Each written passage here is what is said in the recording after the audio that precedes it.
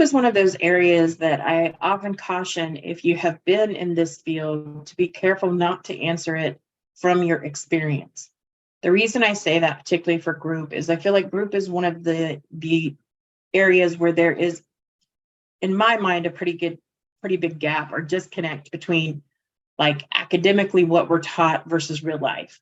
Meaning, when they talk about psychotherapy groups and, all these great things that happen, Yalom's curative factors. And I mean, it makes it sound like group is like amazing, like it could fix the world's problems, right?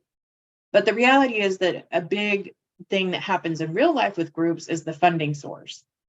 And oftentimes people are less likely, and insurance is less likely to pay for that.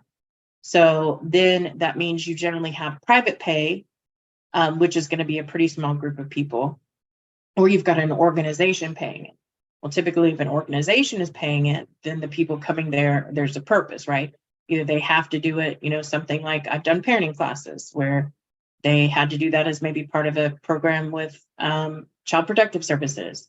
I've done batterer intervention, which clearly when you have a DV charge in Oklahoma, you are required to complete a 52-week batterer intervention course. So clearly those people didn't necessarily want to be there. I've also done a first-time offenders group, which was for juveniles who had an offense. And basically, if they completed this program, it was basically clean.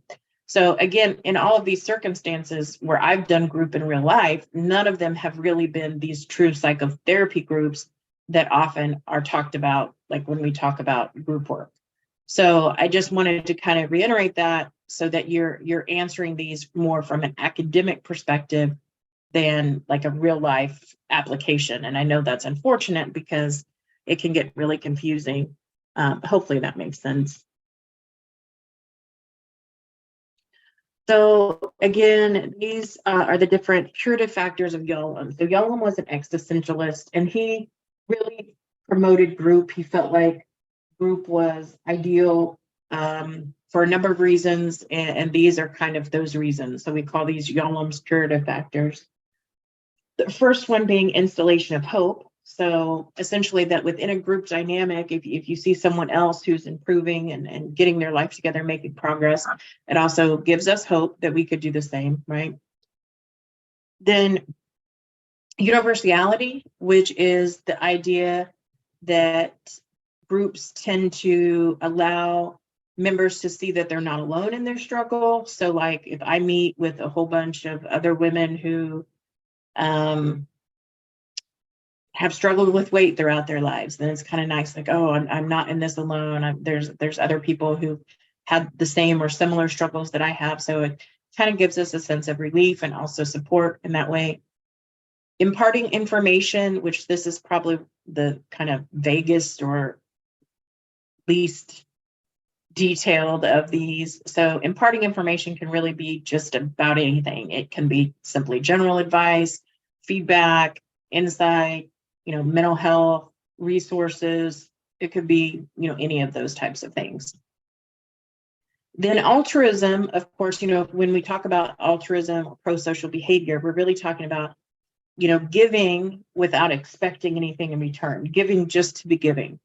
And you've probably heard the old adage that one of the best things we can do to help ourselves is to help someone else. But oftentimes it's like who, where, when, right? So the group environment gives us an opportunity to be of help to others, maybe to offer them support, or even maybe to tell them about a resource or anything along those lines. So inherently, we're also feeling better because we're able to provide that to someone. Then this is kind of the weird one here, the corrective recapitulation of the family unit. So essentially what this says is that even if our family of origin maybe wasn't, we'll just say maybe it was dysfunctional, and maybe we didn't learn how to relate to one another, maybe we didn't learn how to communicate, maybe we didn't learn how to problem solve, that essentially the group can become family-like and be there to teach you those types of things that typically we learn within the family dynamic. Then development of socializing behavior. Of course, the group gives us an opportunity to learn and practice social skills. Imitative behavior. as we've talked about before, that a lot of what we learn is simply by watching others.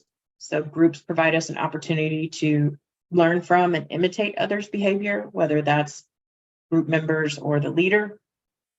And then interpersonal learning, the idea that we learn about ourselves by getting feedback from others in the group. So I may learn that maybe I'm loud and obnoxious, and I didn't really know that about myself. And maybe other people find me as, overbearing. Getting that feedback, I'm learning about myself. So getting feedback from others can help us learn about our own interpersonal dynamics. Group cohesiveness, again, we've talked about with Adler, that talks about this community feeling. And we, of course, have Maslow that talks about this sense of we-ness and belonging. So here we see that the group can often provide that for members.